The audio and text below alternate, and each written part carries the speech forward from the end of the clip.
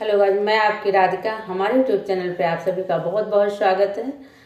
और आप लोगों के लिए एक सुंदर सा माँ का पचरा गीत लाई हूँ। आप लोग सुनिए, आनंद लीजिए और चैनल को सपोर्ट करिए, सब्सक्राइब शेयर लाइक करिए और गीत का आनंद लीजिए। बोलो जयकारा शेरा वाली का, बोल सच्चे दरबार की जय हो। तो आप लोग गीत सुनिए।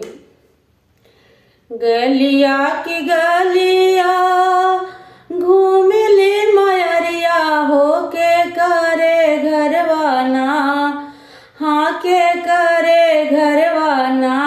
दियना जल सारी रतिया होके करे घरवाना, दियना जल सारी रतिया होके करे घरवाना।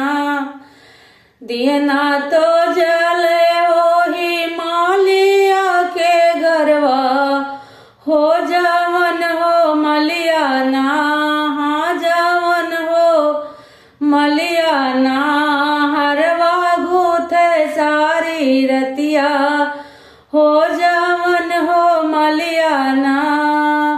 गलिया की गलिया घूमेली मायरिया, होके करे घरवाना, हाँ के करे घरवाना। दियना जल सारी रतिया, होके करे घरवाना।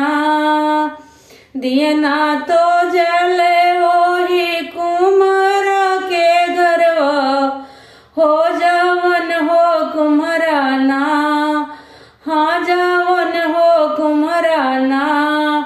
कल सागड़ सारी रतिया, हो जवन हो कुम्हाराना। कल सागड़ सारी रतिया, हो जवन हो कुम्हाराना।